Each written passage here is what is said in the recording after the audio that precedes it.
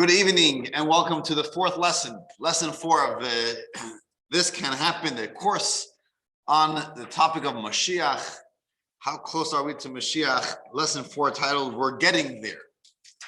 Before we begin, just to mention that perhaps some of you are following the news that's going on in Israel over the last 2 or 3 days especially, and our hearts and minds are with our brethren in Israel.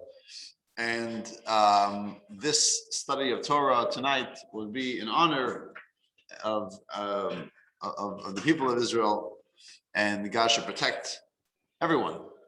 All human beings should be protected, especially our brothers and sisters in Israel, throughout this challenging time. So, there was once 2 rabbis who were standing in the side of the road. Why is that funny? And they had a big sign that they were putting up. The sign read, "The end is near. Turn around now before it's too late." A car comes speeding by, rolls down its window, and the guy shouts out and says, "You religious fanatics, mind your own business. What are you telling us how to live our lives?" Okay. The car continues speeding, and a moment later they hear screeching and splash.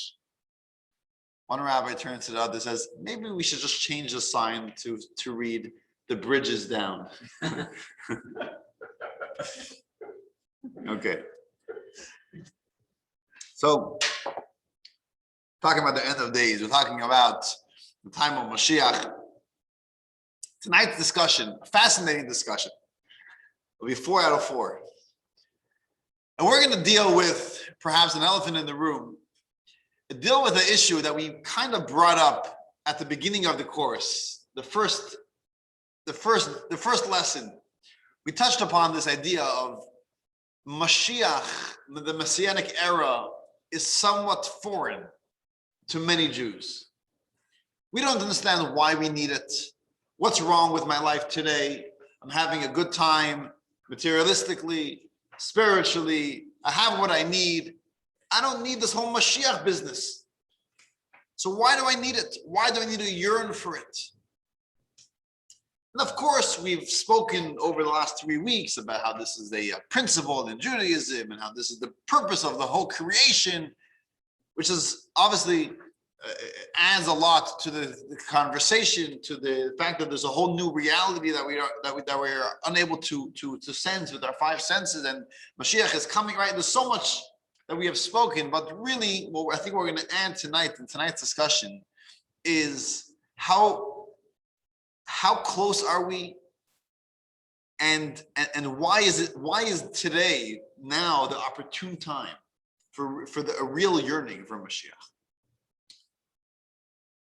So before we get into tonight's discussion, just to recap, to summarize what we have spoken in the last 2 or 3 weeks. We spoke about the 2 elements, the 2 dimensions of Mashiach. We have the more of the physical dimension, the fact that there will be world peace and we will have all that we need. There will be no famine, no wars, no jealousy, no anger, no strife, no negativity, right? It's a world of peace. And that's one dimension. And then we explained that there's a deeper dimension. Not just a spiritual dimension, but a whole new dimension to Mashiach, the fact that this is the purpose of the culmination, the fulfillment of the creation of the world. And we said, why did God create the world? What was wrong with God before the world? What was he missing? God wanted a place where his light is concealed, a place which is considered a low world, a low world in the sense, not in space, but in the reality of how much God is real in this space, in this reality, which is a physical reality as we know it. And God wanted that through our work we should reveal godliness. So exile is not only a punishment for our sins, but it is by design. It was by design in order that afterwards we will be able to reach a time where we're living in a lowly world, in a physical world, and we have godliness in a revealed state. So Mashiach is not just the answer to our problem, but is the purpose of it all. And we spoke about this interesting analogy of the piano analogy, where you have the same item, the same object. You have three different universes, how they all perceive this same item. It could be woodpeckers who see this as a bunch of wood. And what can we gain from it? How can we eat it? How can we gain pleasure from it?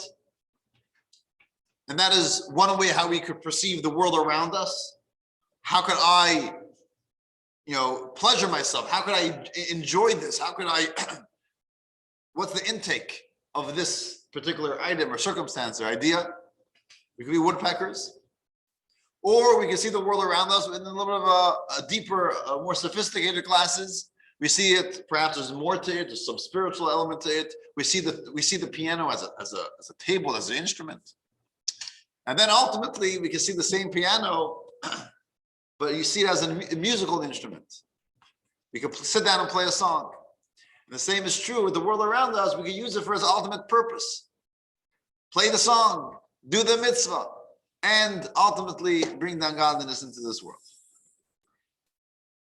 Last week after the class, I had a little conversation and with someone, and the idea that we discussed was this kind of sheds light in the value of a mitzvah, right? We said that every mitzvah that we do, the impact that we make is real. We don't necessarily see it, but ultimately through the many mitzvahs that we all do collectively throughout the generations, we're not bringing upon Mashiach as a reward, that God rewards us with Mashiach, but we are actually making Mashiach. Mashiach is a direct result of our actions.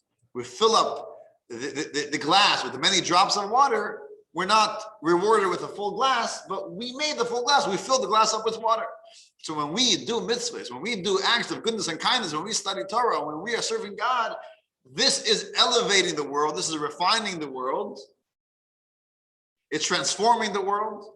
And through each and every deed, collectively, eventually, Mashiach comes. It's a direct result. It's not a reward. It's, we're making it happen.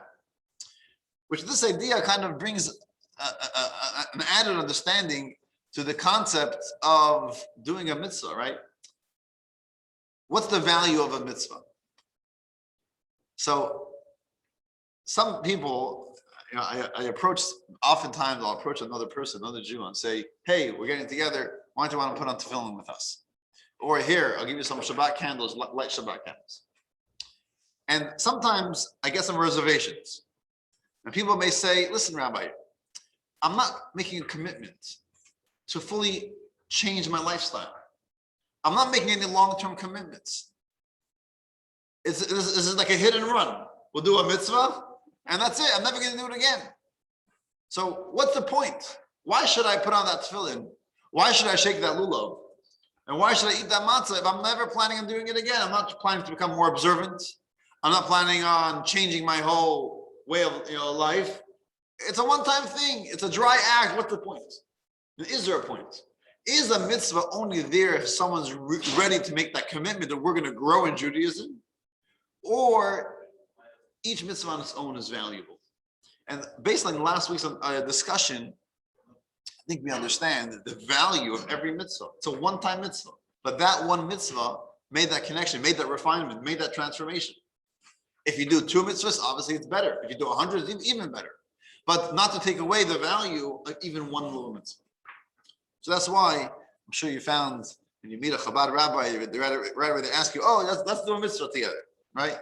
Why? What's the point of it all? Because there's value in every act on its own. Through the many acts, eventually we bring Moshiach. Okay, so that was last week's discussion. We're going to move on to this week's discussion. Tonight's discussion, as you mentioned, we're going to answer the question of why is it so important to specifically now to have this yearning for Mashiach. And the way we're going to come to this understanding is that we're going to do something interesting.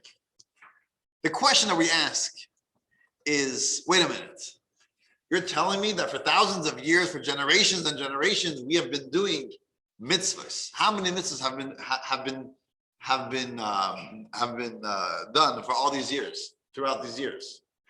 hundreds, thousands, millions, billions perhaps, right? Collectively, all Jewish people throughout the history, billions of mitzvahs have been done. Do we see the impact? Do we see progress? Do we see any change? Have we reached point A, from point A to point B? Are we growing? And what we're going to do is we're going to look at Jewish history. Jewish history, to many, may seem like a roller coaster. There's a lot of chaos. There are many highs. There's devastating lows. It just seems many things are happening. There's a high point and low points. But if you take a step back and look at the whole of history, of Jewish history, we're actually going to see that there is a real spiritual progress. The world has been steadily advancing towards Mashiach. It's like a key, right? You have a key to a lock, right? What's a key made out of? The key has many ridges, many grooves, right? Up and down, highs and lows. It seems very random, but we all know it's not random. It's exactly so meticulous, it's so precise. In fact, when you go copy a key, you want to make sure you're getting a good locksmith to be exact, because otherwise you're going to start fiddling it with the lock. It's not going to work properly. All by design. And so too, Jewish history, throughout the generations, all the high points and the low points are all by design. It's all a progress to bring us to where? To the era of Mashiach. And we're going to see where are we today in this journey, in this historical journey. Where are we today in 2021 in this progress towards Mashiach? So we're going to go through this journey of Jewish history. Please join me, join along with me. But before we actually before we get onto the train, before we buy our tickets, we're going to have to preface with what are we looking for? What are we looking for in progress? What is the definition of progress in this regard, in this context? So there are 3 pointers over here. 3 pointers over here. By the way, as always, if you have any questions or comments, please share it with us. We always love to have discussions. There are 3 pointers that we're looking for progress, spiritual progress in Jewish history for the coming of Mashiach. And that is, if you open your books to text 1, page 139, text 1 in lesson 4. We have the midrash that we quoted earlier in lesson 2, but what is the ultimate purpose of creation? The midrash tells us, when the Holy One, blessed be He, created the universe, He desired to have a home in the lowest realm. Right? We mentioned this already. But if we analyze this, if we break this down, there are 3 core principles contained in this teaching. 3 principles, almost like 3 conditions. There are 3 important conditions to meet in order for God to fulfill its purpose, for the world to fulfill its purpose of creation. Point number 1, point number 2, and point number 3. I think the third point may be new. The point 1 and 2 we kind of touched upon it previously as well. Point number 1 is that the world, this home for God that God desires, has to be where? In the lowly worlds. Not up in heaven, not in a spiritual reality, but in which reality? In the physical reality, down here on planet Earth. That is point number 1. Point number 2, what does God want in the lowly worlds? God wants a home. And we explained, what is the definition of a home? Nice brick and mortar place, edifice to live in. What is a home? In this context, a home means a place where God could fully reveal Himself, express Himself. Same way in our homes, right? The way Eric is acting now, and the way Eric acts when they're traveling on the street, and when they're in the airplane, and when they're at work, is not the same the way Eric is in his home. Each and every one of us, we all know that the way we act in our own home, we are expressing our truest self. If you want to know how a person truly is, don't look at them the way they're acting in the office, or when they're at a party with their friends, or when they're around other people, or when they're in a public setting. You want to see what do they do, how do they act when no one is there, when they're at home alone. Oftentimes, even adults, if you're adult children, when they come home, suddenly they're acting the way they acted when they were children many years ago, right? Take off the facade, take off all the superficial, clothing, and we act the way we are. This is who we are. This is where I grew up. This is who I am, right? Ultimately, my truest self is revealed where? At home. So too is with God.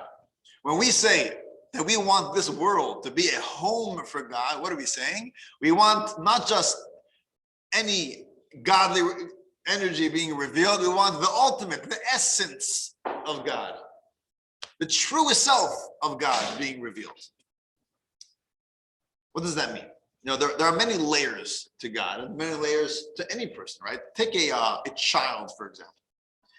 The relationship between a child and a parent-child relationship. A 3-year-old, a toddler. You ask the 3-year-old, what is your mother all about? What is your father all about? You know what they're all about? They are a provider. My mother provides. I'm hungry, mommy, I need food. I got hurt, mommy, I'm hurt. I need clothing, I need shelter, I need warmth, I need support, I need emotional support.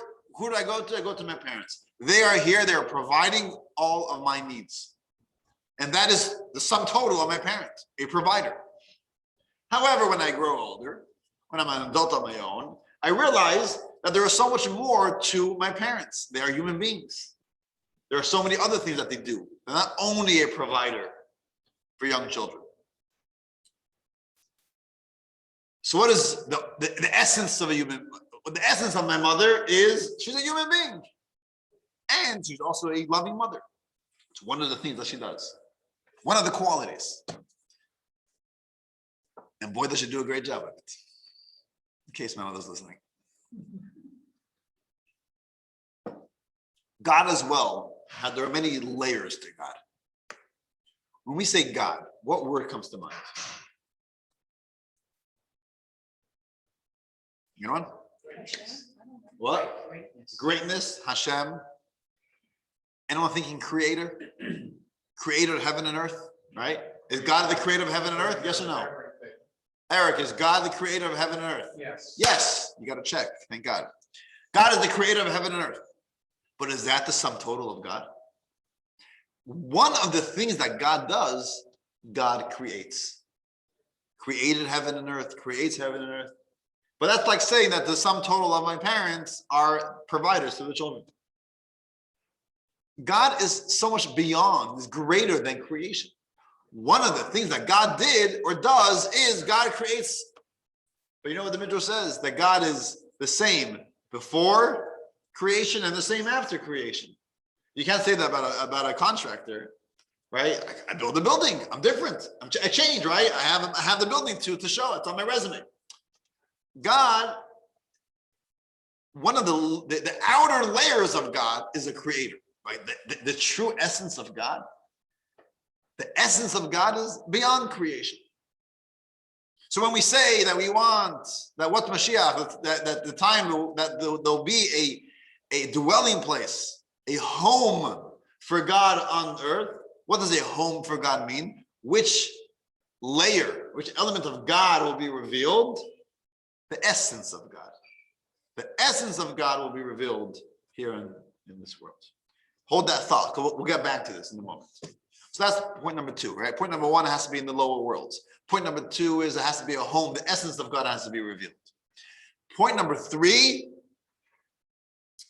here's a little nuance. This is a little an addition that we haven't mentioned previously. The point number 3 is who has to make this happen. This cannot be a top-down endeavor. This must be bottom-up. If we want that this world should be transformed, this world, the physical world, should be a place for God, we can't just shine a light from above. We can't just, force it upon us. it has to be done by the people, by the lowly world itself, by us, by the inhabitants of the lowest worlds. That's the way it's done. That ultimately is when it's really truly transformed. And this is obviously an idea that we have in life. We all know this, that top down doesn't really change the person, right? You give someone $1 million here, go start a business. Or if you say, you know what, start, work hard, sweat, work in a restaurant, wash their dishes, start from the bottom and climb the corporate ladder, right? You'll be more successful because you worked hard. You figured it out on your own. Your sweat and blood was put into it, right? You are transformed. When it's just top down, then the person does not actually change or gain the qualities and the talents that they need. But in this context, the idea of transformation of the world, not just the transformation of a person,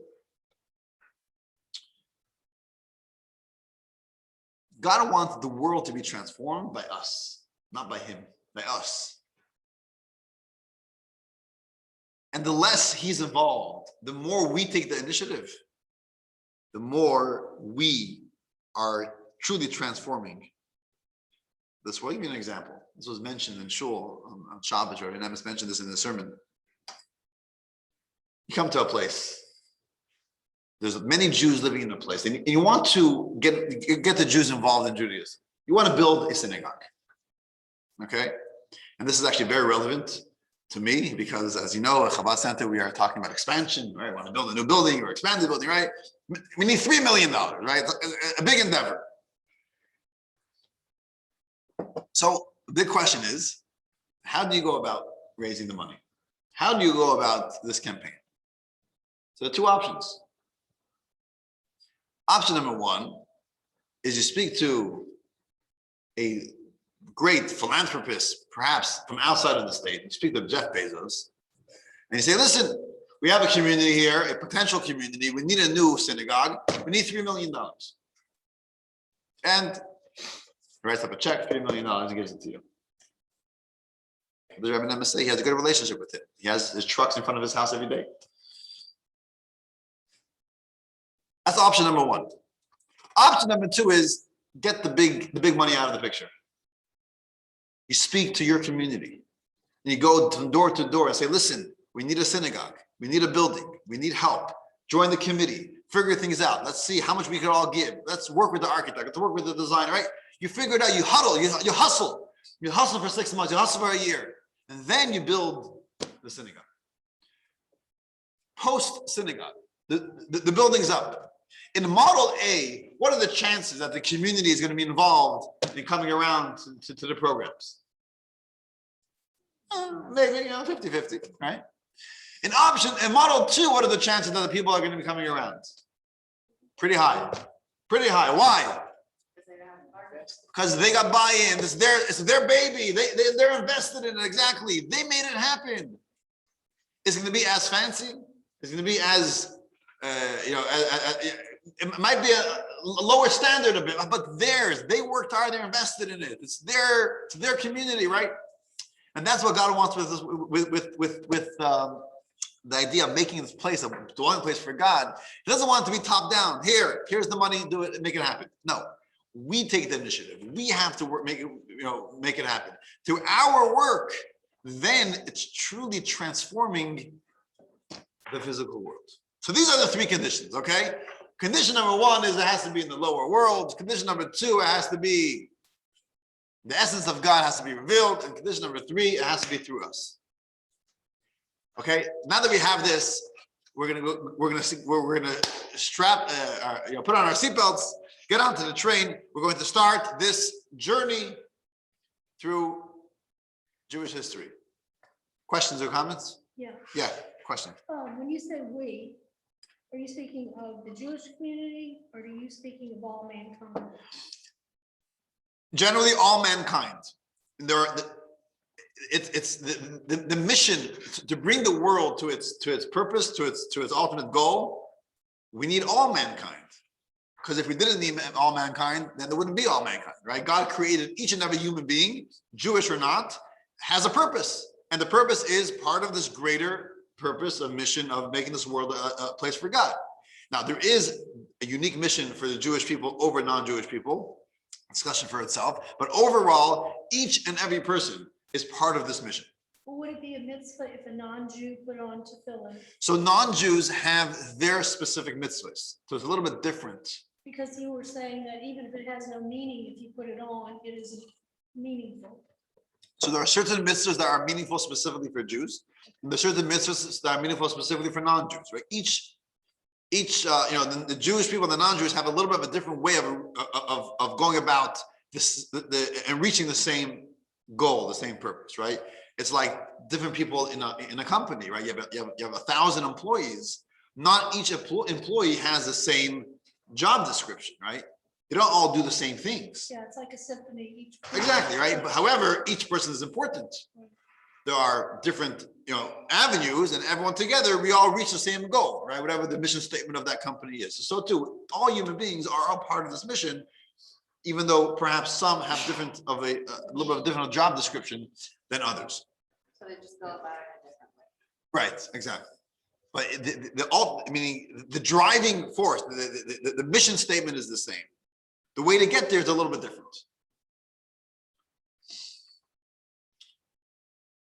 Generally, the 613 mitzvahs, as we always talk about, those are mitzvahs given to Jewish people. There are other mitzvahs, we call them the 7 Noahide laws, and there are other, which is 7 very general principles of mitzvahs apply to all mankind. If you look at page 143, you have figure 4.1, which basically breaks down these 3 conditions. Condition number 1, to be present here in the lowliest of realms. Condition number 2, to be fully at home in this lowest of realms, right? Fully as in the essence of God. And condition number 3, to have a home in the lowest of realms created by the inhabitants of the lowest realms. Okay, so let's start the journey. We're going to see where we are today in this journey, and was there any progress over thousands of years to reach any of these 3 conditions in the ultimate purpose of creation. And what we're going to see is that there are many high points and low points in the spiritual journey of the Jewish people. Every high point is making progress. Every high point is higher than the previous high points. I think they say that with economics. I'm not an economist, but what I understand is when you're talking about the economy crashing, right? So you have a certain, the stock market is at a certain level. And then there's a crash, we go down. And then when we get back on our feet, so the market usually surpasses the previous high. But then when it crashes the next time, it usually only crashes to the high point of the previous time. And then again, this is something we can look at the graphs. You can see generally every high point, even though there's a low point, but the next high point is even higher than the previous point. So there is progress overall. I think the same thing, if that's true or not with economics, I don't know. However, I think this is true in the spiritual journey of the Jewish people, the high points and the low points. If you look at page 144, you'll see there are 4 stops on the way. There are 4 major acts in Jewish history that we're going to visit. We're going to visit the creation, and then the low point. We're going to visit Abraham is born, and then there's a low point. We're going to be visiting the Exodus of Egypt and the giving of the Torah, and then after that there's a low point. And then we're going to be visiting the building of the tabernacle and the temples in Jerusalem. So let's start at the beginning. Scene 1. Curtains open. What do we see? We see a new, fresh world. God has just created the universe. Everything is fresh. Everything is clean. The paint is still wet, right? Carpets are new and shiny. It's a beautiful, beautiful world. Imagine that. But in addition to being a beautiful world physically, it was also a beautiful world spiritually. When Adam and Eve were in the Garden of Eden, they were living in heaven on earth. Spiritually, there was no negativity. There was no evil. There was no bad. They felt godliness. Godliness was a real reality, a true reality. They had conversations with God. They were living in paradise. They were living, in a utopia, living in a spiritual world almost. Adam and Eve, they gather all the animals of the world and they say together, let's bow and recognize God as the king of the universe, as the creator of the universe. Okay? This is definitely a high point. Definitely a high point in Jewish history. Now, can we check off the conditions? Has this reality, the reality of the Garden of Eden, does it meet any of the three conditions in the mission of the world? Look at page 152. Figure 4.3. Garden of Eden. Was it a dwelling place in the lowly worlds, lowly realms? No, it wasn't a lowly realm. There was no negativity. Godliness was revealed. Lowly, as we said, lowly means where we don't feel godliness, where there's a concealment of godliness, right? So it wasn't a lowly world. Was God's essence revealed? No. What was God's, which level, which element, which layer of God was revealed? What does Adam say? Let's recognize that God is the creator of the world. God as a provider, God as a creator. That was very much felt. Which is no laughing matter, which is obviously a major accomplishment. But it isn't the purpose. It isn't the essence. And was it built by us? Not at all. The moment we got involved, we just, the whole thing crashed, right? So definitely, although it sounds amazing, and it truly was amazing, but to the purpose of creation, to the Messianic era, it's 3x's, right? We don't even get, it's not even close. Not even close. So what happens after that? There's a low point. The low point is the sin of the eating of the tree of knowledge. The low point that gives room to not what we have, but what can be. Adam and Eve are chased out of the Garden of Eden, and now the world changes as we know it. The world now becomes a world that negativity and positivity are meshed together, and godliness is not recognized as it was before. It truly becomes a lowly world. So this low point ultimately is part of the progress, right? Now we have a lowly world. And now it becomes so low that 20 generations later, there's a time where people don't even recognize God, that there is a God. Not only do they not feel it and sense it as Adam and Eve did, but they deny it. There is idol worship, and that's all that there is. There is no belief in God. It's a very low state, spiritual state. But then comes the high point. Let me introduce you to young Abraham. Who's young Abraham? A fascinating life story. You see it in text 7. We're not going to read it inside. As a young man, a young child, for that matter, he's searching. You realize that there must be more to this world. There must be more to reality than just the idols. Where does it all come from? Who is the true God? And he searches and he searches and he searches until he recognizes that, yes, there must be this energy, this superior energy that we cannot feel, we cannot sense with our 5 senses. And this is God, the creator of heaven and earth. There is an owner to this mansion. This world must have an owner, a creator. And you recognize that there is one God who created heaven and earth. And he continues to influence his generation. He sets up shop, he sets up a tent, he sets up an inn, a bed and breakfast on the side of the road in the desert. And people, passerbys come through and he feeds them. And then before he charges them, he says, bless God. If you bless God, I won't charge you, right? And they had a conversation and he said, blessing, what do you mean bless? Oh, you got to thank God. God provides. And through this, he was able to have a major influence on his generation, the people to recognize that there is one God, monotheism. And he continues with his son Isaac and his son Jacob, right? The forefathers, they are continuing in this path. It's a high point in Jewish history where we recognize God. So, how does this high point, how does this fit? How does this meet our conditions. Let's look at page 162.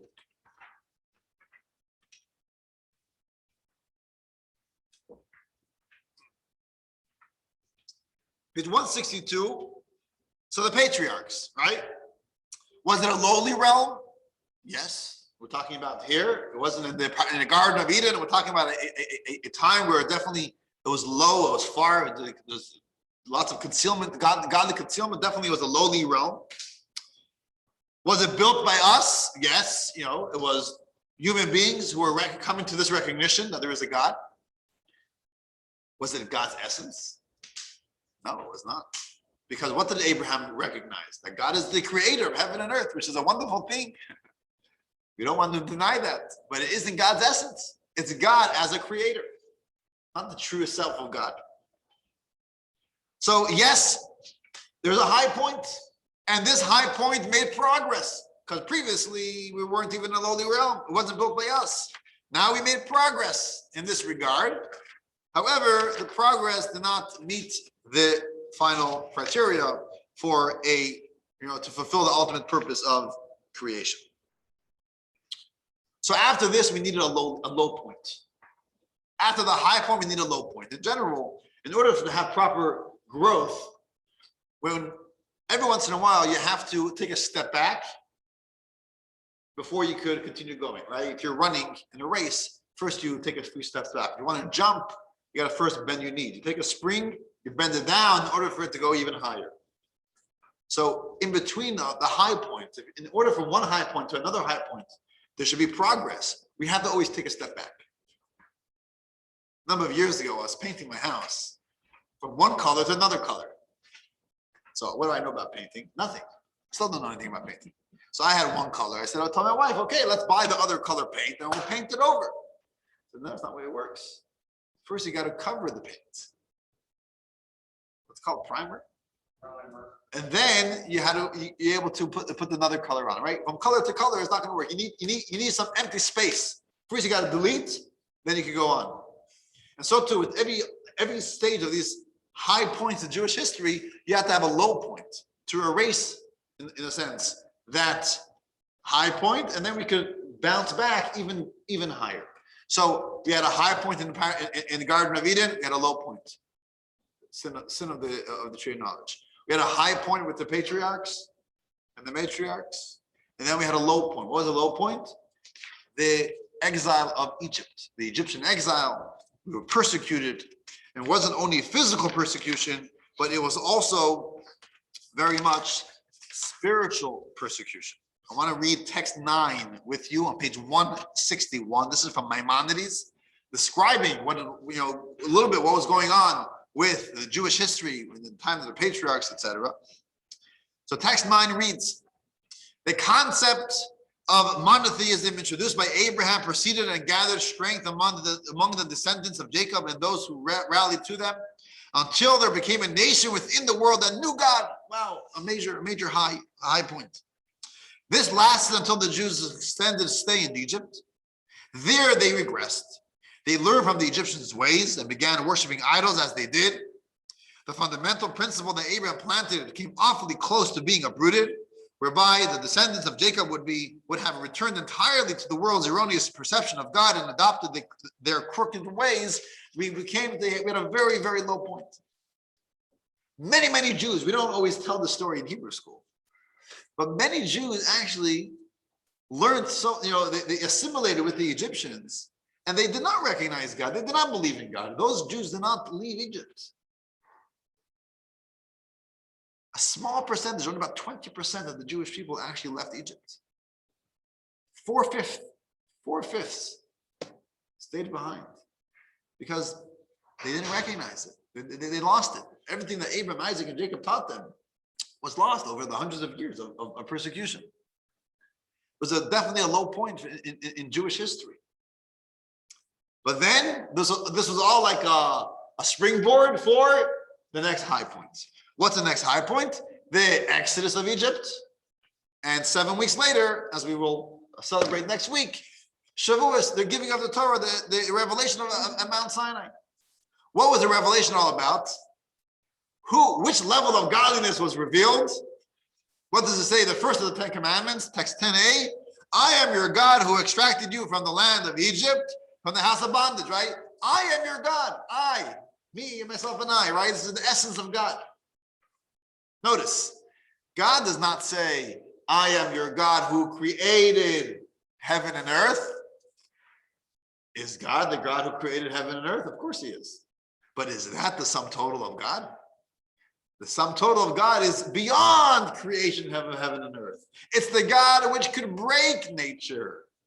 The God that took us out of the bondage, took us out of Egypt, which was impossible. No one ever left Egypt, but God was able to take us out because God goes beyond creation. So which element, which layer of godliness was revealed at Mount Sinai? The essence of God. So that was a very high point. It was progress from the high point of the patriarchs, because here they only recognize the God of the creation. And now we're recognizing the essence of God. So does it check off the 3 conditions? Look at page 168. I know we're kind of jumping back and forth a little bit over here. 168.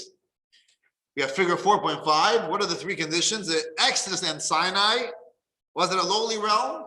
Yeah, we're talking about here, planet Earth, the lowly realm. Was it God's essence being revealed? Yes, it was God's essence. Where did we go wrong? What were we missing over here? We were missing the last condition. Was it built by us? Was it built by us? We were in Egypt. God took us out, here, drop you in the desert. 7 weeks later, revelation from on high. Godly revelation. What did we do? Nothing. We're happy we're there, right? We just enjoyed the movie. We enjoyed the experience. We didn't change. In fact, the world didn't change. Mount Sinai didn't change. Was Mount Sinai a holy mountain? Is Mount Sinai today a holy mountain? You know, they claim they know where Mount Sinai is. The different historians have different opinions which mountain it is. Somewhere in the Sinai desert today, there's a Mount Sinai. Is it holy? No, there's no holiness to it. It's historical. I mean, it's a special place. I'd love to go there. But is it holy per se? Not holy. Was it holy then? While we had the revelation, for those moments it was holy. But the moment it ended, kids could go play soccer on Mount Sinai. Play hide and go seek, right? You can do whatever you want on Mount Sinai. It's not holy. Why wasn't it holy? Because the lower world itself, it wasn't built by us. We didn't transform it. We weren't involved. It was like you have a room and the lights are off. You flip the switch, the lights go on. The lights go on. Now we see the room around us. We shut the lights. It's dark. Was the room transformed because there was light on for a moment? The room didn't change. We just had light on the room, so we're able to see. Once we remove the light, we don't see anything, right? Nothing changed. We didn't change the colors of the room. We didn't add a window. We didn't change anything to the room. It was top down. The revelation at Sinai was extremely top down. We didn't change. The world didn't change. So yes, progress we made. We made progress. How? Because we reached the essence. The essence of God was revealed. But because it was top down, it did not. It wasn't long lasting. And 40 days later, what happens? We have an extremely low point in Jewish history, where we have the sin of the golden calf. So the high point is progress, but it's followed with a low point again. And what's the fourth high point that we're going to discuss? After this, what's the next high point?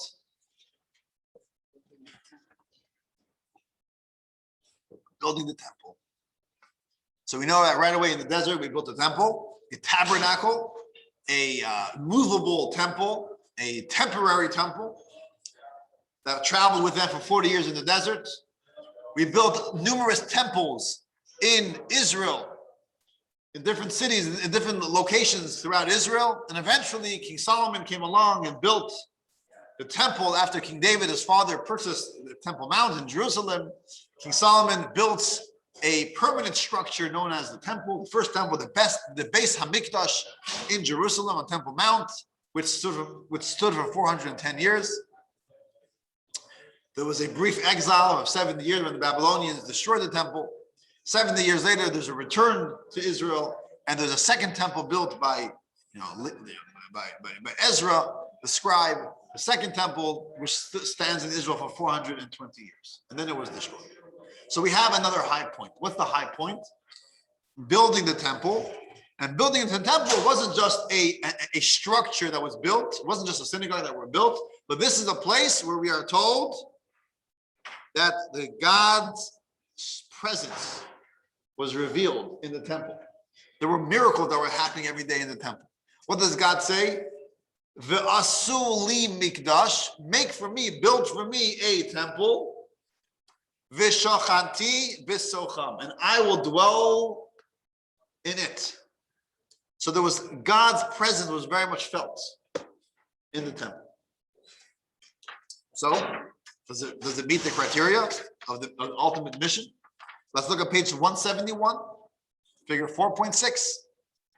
The three conditions. Was it a lowly realm? Yes, it was. Was it God's essence? For the most part, it was God's essence. But here's where it gets complicated. Was it built by us? Yes, it was built. Who built the temple? We weren't sitting by the mountain and just watching God's, giving the 10 Commandments. We built the temple. We gave donations. We were involved. We hustled. So it was progress. It was progress because it was already somewhat of our own participation. But it wasn't complete. It was still missing something. What was it missing? It was missing our own initiative. And I want to just, I very much relate to this idea of having buy-in. One of the things that we do here at Chabad, we have many programs, right? Holiday programs, social events, classes, and services, and youth. I mean, there's a lot going on, right? So let me share with you some of the meetings that we have at the staff of Chabad. A number of years ago, this is probably maybe 7-8 years ago. So we were sitting around at a meeting discussing upcoming programs. And we realized that we really need more, although we have many volunteers in the community and really people help out so much, but we really want to have more of committees from the community members to be involved in arranging some of these programs. So we started doing committees. Building committee, there's a program committee, there's a holiday committee, there's a service committee, there are different committees, and different community members were joining different committees, and it was phenomenal. But one thing we learned, and maybe this is obvious to those who are working with committees, one thing we learned that even when you're having a committee, there's the right way of working with a committee, and then there's the wrong way. And if you do it wrong, it's almost better not to have a committee. What's the wrong way in setting up a committee? Let's say it's a holiday committee, right? So we're going to have certain programs, a Hanukkah committee, right? So we're going to have programs for Hanukkah. The wrong way of doing it is, okay, we're calling a meeting. I'm the committee chair. We're having a meeting. We're having Renee and Stephanie and Eric and Gail and Marty. We're going to have a meeting together. We're going to discuss Hanukkah. Okay, we all get together. We're all willing to volunteer. We're willing to, to give up our time and our brain space, right? We're going to pick our brains. We're going to figure out what to do for Hanukkah. What's the wrong way? The wrong way is, okay, this is my idea. My idea is we're going to have this type of program. We're going to do X, Y, and Z. This is the program it's going to be. Okay, Gail, are you willing to do the shopping? Marty, you're willing to do the shopping? Gail, are you willing to make these few phone calls? Eric, are you able to schlep these? Right? I have all my ideas, and now I'm giving out jobs. Why is that? Dictatorship, right? Top down. It's top down. Now, top down, what do you mean? And look how many people are involved. I got the whole community helping out with this program. What's the problem? Besides that, there's resentment, but that's a different problem. Problem is, that yes, we are involved, but we never felt that this is our program. We're just nice people, and we're willing to help. We're willing to lend a hand. We're doing you a favor to help take the burden off your chest. We understand that there's a lot going on. We need help. What's the right way of doing it? The right way of doing it is coming with the clean sheets. Okay, committee, Hanukkah's coming up. What are we doing? Let me hear ideas. What's happening? Oh, Renee, what a great idea. Stefan, we have all these ideas. Let's try figuring out which idea is realistic, which idea is going to bring the best results, right? Let's figure this out together. And together we come up with a plan, we come up with an idea, and we split the jobs. That's how we do it. Besides that, it's long lasting. People feel this is truly my initiative. This is our program. We came up with it. So what was missing with the building of the temples? Who built the temples? We built the temples. We gave the donations. We brought the materials. We stayed up nights and we built the temple. What was the problem? The problem was, what was the problem? The problem was dictatorship. Everything was dictated from above. God told us exactly what, when, how it should be done, which materials should be used, exactly to the T, how the tabernacle should look, the size, which artifact should be, everything to the detail. So it was dictated from above. For us below, we should get it done. So it's not nothing. It's progress because there is some participation from the inhabitants of the lowly world, but we don't have our own initiative. The initiative started from above. So ultimately, it didn't truly transform the physical, because in order to completely transform the physical world to a godly place, it has to really come from below. It has to come from completely bottom up. And that's grassroots, right? It has to be a grassroots effort. And the more of a grassroots effort it is, the more buy-in we have and the more of a transformation it makes. So that is something that was missing with the temples, with the tabernacle and in the structures, the temples in Jerusalem. It was a beautiful experience, but that is what we were missing. So that was the next high point.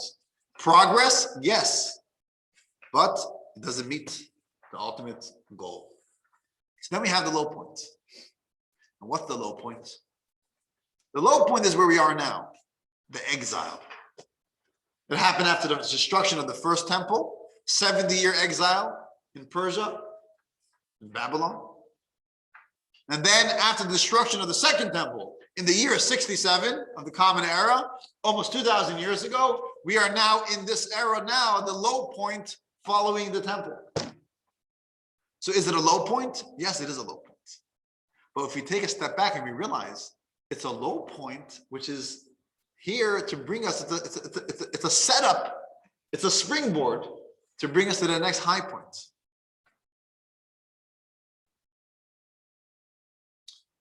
And I want to add just one, perhaps another high point, perhaps that happened over the last few hundred years. Within the low point of exile, where godliness is so concealed. There was a high point a number of years ago, maybe 200 years ago, 300 years ago. And this high point was the revelation, or the fact that the esoteric element of the Torah, the Hasidic teachings, the Kabbalistic teachings, is accessible today as it was never accessible previously.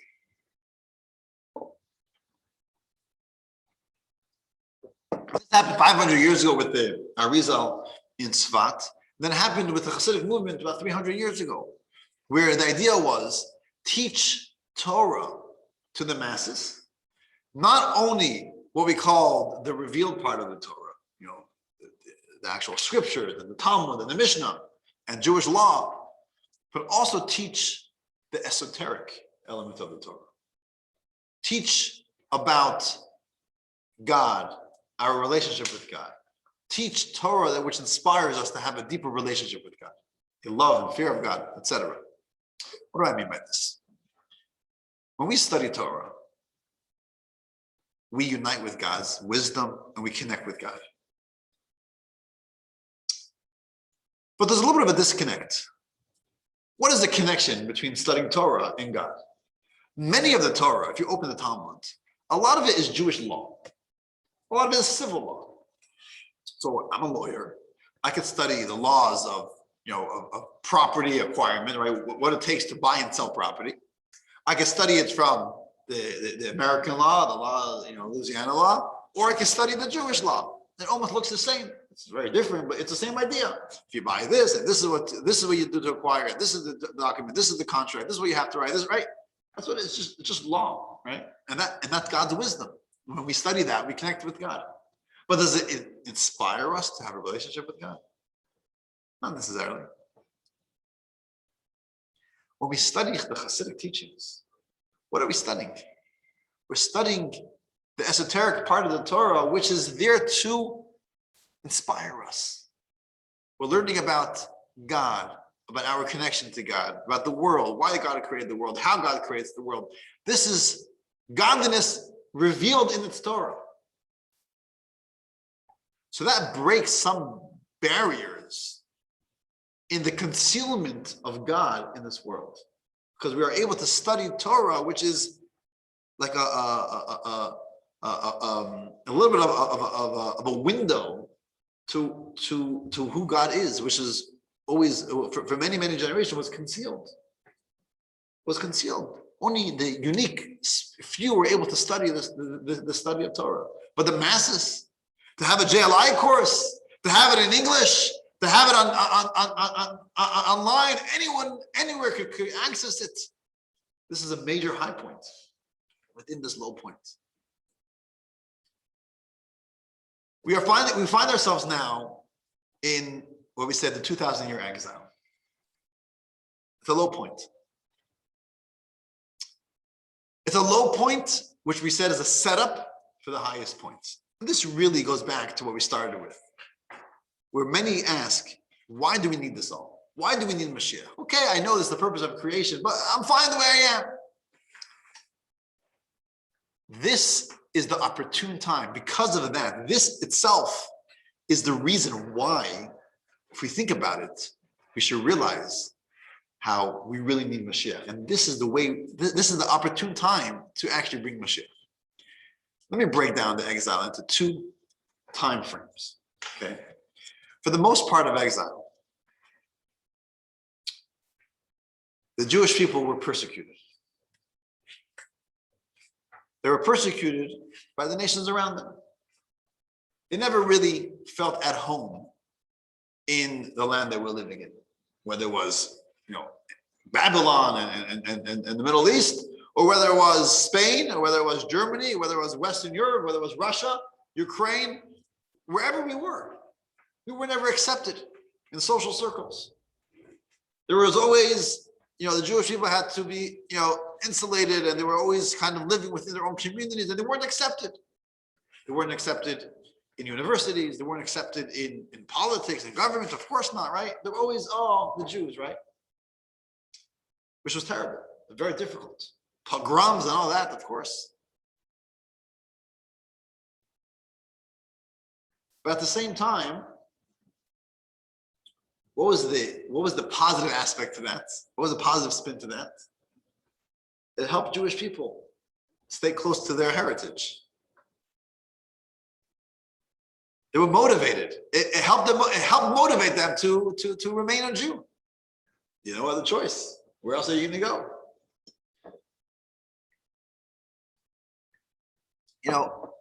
Let's be honest. We know that obviously every Jew should be in a synagogue on Yom Kippur, right?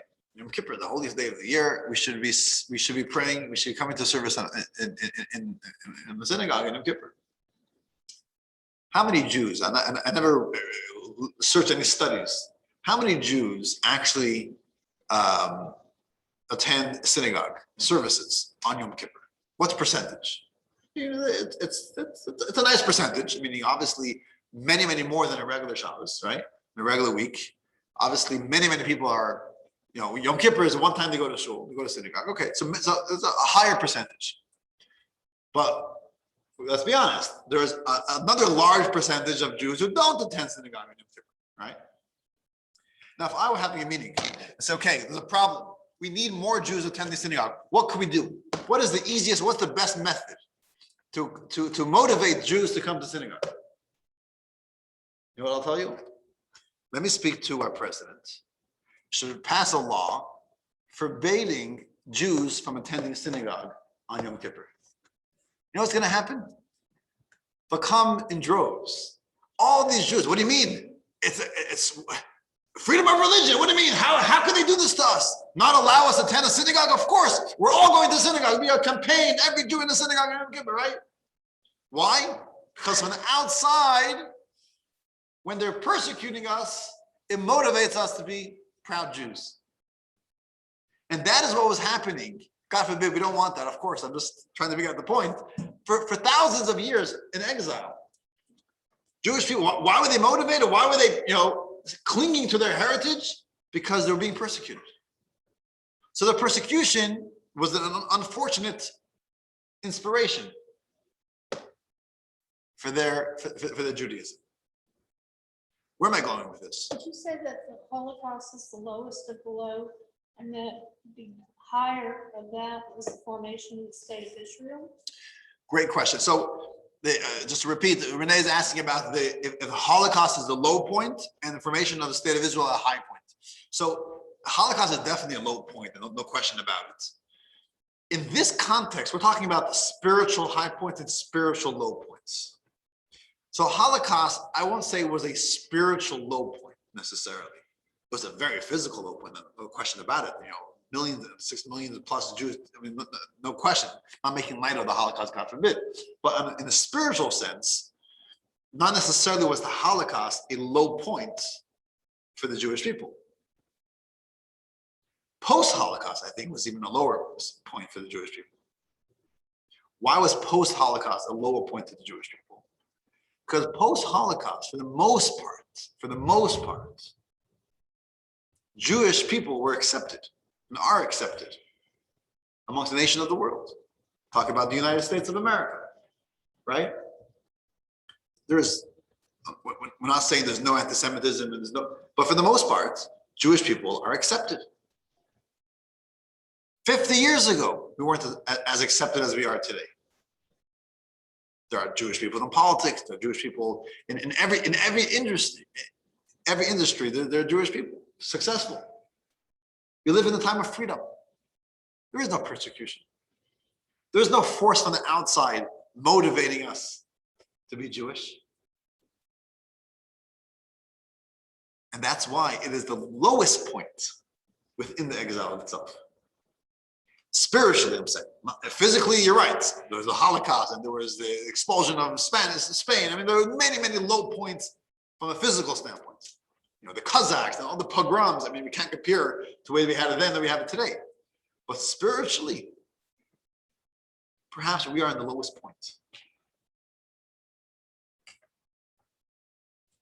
In 1992, the Lubavitcher Rebbe, Rabbi Schneerson,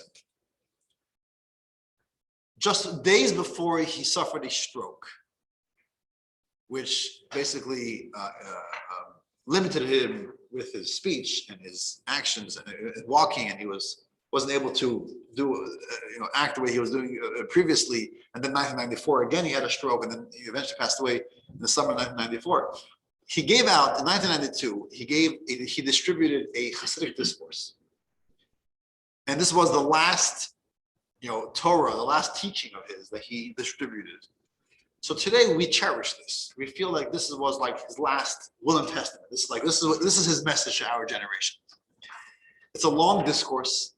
There's text 15 is a little excerpt of one of the ideas in that discourse. It's deep and powerful.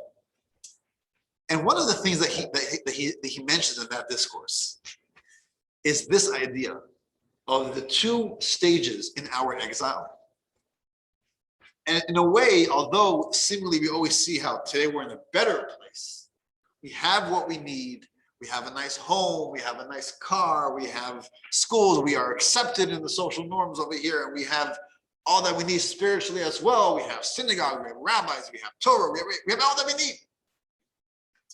But today, we are in the darkest moments of exile. Why are we the darkest moments of exile? Because now we don't feel a need to cling to our heritage. Now we feel like, why do we need the Torah? We have it all. We have all that we need. We forget who provided everything. You know the story, right? The guy was looking for a parking space, right? In Manhattan. He drive around Manhattan looking for a parking space. Late to a meeting, and he's trying to find a side street parking, can't find anything. And he's going crazy, he's going sugar. He turns to God and he says a prayer. He says, God, if you find me a parking space, I'll give you all that you want. You want Shabbos, I'll give you Shabbos. You want kosher, you want whatever you want. I'm giving you a charity. I'm giving you half my money to the charity. Whatever you want, give me a parking space. As he finishes his prayer, right in front of him, the car pulls out and he has his parking space. He says, hold it, God, hold it. I found it on my own. Yeah.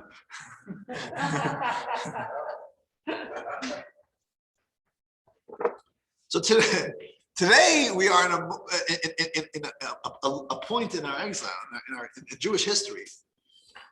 We're the lowest point. We're the lowest point. They use the parable. The great Maggid of Mizrich tells us the parable of a father and a child who are playing a game. What are they playing? Hide and go seek. Have you ever played hide and go seek with a child? Let me tell you, it's lots of fun. So the child hides, the father hides, right? They're playing. So the father hides and finds himself a great hiding place, perhaps too good of a hiding place. And the son starts to search, starts to look, searching this room and that room, and he can't find the father. And he starts crying out, says, Daddy, Daddy, where are you? Where are you? But what are the rules of the game? You gotta be quiet. You gotta wait for the child to find him on his own. And he's searching for 10 minutes, 15 minutes. Mommy, where's Daddy? Hey, I don't see Daddy. You know where Daddy is? Searching and searching and searching. What happens eventually? The child gives up searching and starts playing with Legos, starts playing with with other toys. That's the worst feeling for a father. You're not even searching for me. You're not even looking for me. And that is what's happening with God. God has hidden himself. It's exile. There's concealment. For thousands of years, at least we were yearning for God. We were yearning for Mashiach. There was persecution. There was terrible times for Jewish people. We felt, Ani Mamin, we're crying out, God, we need Mashiach. We felt that we're missing God. We're searching for him. We were yearning. We were hoping one day Mashiach will come. And now we're at a point where unfortunately we stopped searching for him. We said, we don't need you. We're happy the way we are now. We're happy with life. We're happy with our arrangements. We don't even feel that we need Mashiach. We don't need this godly revelation. Whatever revelation we have today, with our synagogue, with our studying Torah, with our rabbis, with our community, Jewish community, we're good. We're good. In America, we all say we're good. We're good, right? We're good, right? But we're not even searching. And that's what's most painful. So that's why in the journey, in the progress, if you take a step back and look what's happening in Jewish history, we're the lowest of the low. We consider ourselves in the darkest moments of exile. Why is it so dark? Why are we referring to this dark? It's dark because we don't even care for Judaism. We don't even realize that we're missing something. They say the person who does not, the person who is ill, that does not even know of his or her illness is the most ill, because knowing the illness is already half of the cure. If you don't even know that you're ill, then you're not searching for a cure. So what's happening today is that we're in a state, we're in a time where we don't even realize that we're missing something. So that's why it's the lowest point. However, it's all progress. The lowest point brings us to the highest point. Why? When we do a mitzvah today, when we do make that decision to cling to our heritage, which may not be easy, is it being dictated? Is it being coerced? Is it top down? No. Today, when we make that decision, it's completely bottom up. It's completely our own initiative. We are making this decision. It's our committee's decision. No one's forcing us. Not God and not our surroundings, not even our enemies. We don't have any outside motivation. It's only within. We make this decision. I could have a good life without Torah and mitzvahs. I can have a good life without Judaism. And I am making the decision that I do want to have Judaism in my life. I do want to have this relationship with God. It's my own decision, my initiative. And this is really the stepping stool. This is what we really need to bring about the coming of Mashiach, which is the essence of God being revealed in the lowly worlds built by us. So there isn't a greater built by us moment as we are in today. So it's the lowest point, but it's really the stepping stool to the highest point. Because till now, we were never in a place where we could say that we are serving God with our own initiative. In the time of the temple, of course not. There was God instructed us to build the temple. And even through the thousands of years of exile, we couldn't say clearly that this is our initiative because there was an outside force. What other choices do we have? They're banning Judaism. They're banning us from their parks and from their museums and from their theaters, right? So we don't have a choice. Of course, we're going to go be in the synagogue. Where else should we be? So is it our initiative? Yes, but not completely, because there's an outside force which is kind of forcing us, coercing us into this. Today is the only moment, and today we mean just in recent times, 20, 30, 40 years, 50 years, 60 years, right? Where we could say that this is our own initiative. So unfortunately, many people are not taking the initiative, and they're saying, you know what? I'm happy to assimilate. But if we make the choice and we don't fall for that trap, this is really what we need to bring us to the highest of the highest point. So going back to the original question that we opened with, and the question was, well, why do we need Mashiach? It's good without it. That's why. Because you feel this way.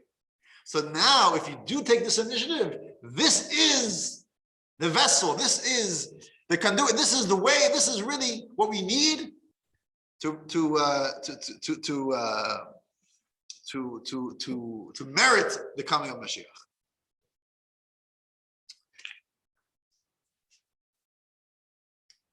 I want to read inside text 15. It's a little bit of maybe, I think once we gave this preface to this idea, I think maybe we'll understand it from the words. This is in the words of this Hasidic discourse that was given out in 1992. We're on page 175. Like an olive is crushed so that its oil can provide illumination, the crushing that we experience in exile causes the revelation of our soul's most essential light, which is our ultimate connection to God, the essence of God. However, there are two distinct degrees of crushing. A, we are crushed by external pressures, such as decrees against the performance of Torah and Mitzvot. And then there's B, we experience freedom and prosperity in both the material and the spiritual sense. And nevertheless, we are crushed and broken internally by the fact that we remain in a state of spiritual exile. Of the two possible experiences, our brokenness over the very fact that we are in exile produces the ultimate light. So how do we ultimately, what's the ultimate light? The ultimate transformation of the physical world to make this place a home for God is not just A, but B. When we are we are experiencing freedom, both materialistic freedom and spiritual freedom, but we still feel, well, we're still in exile. This is not the ultimate. This is not where we belong, and therefore that gives us, that shakes us up to the core, and so that really brings, it's like crushing the olive, the essence, the greatest pure oil comes out through that feeling of the mere fact that we're in exile, even though we have what we need, that itself brings the Mashiach. So this is, I would say, the 4 points, the 4 high points in Jewish history. We feel that each high point was progress. And we have to realize that today, we are right before the 5th high point. We are right before the ultimate high point where we're going to check off all 3 boxes. We're the lowest of the lowest point in exile from a spiritual sense in this progress. And if we only make that move to do one more good deed, we can tip the scale, as they say, and we can have the revelation of godliness maybe tonight, right, as soon as possible. So this is tonight's discussion. And any questions or comments, as always, as long as you keep me here. Just a quick announcement in regards to next week's class.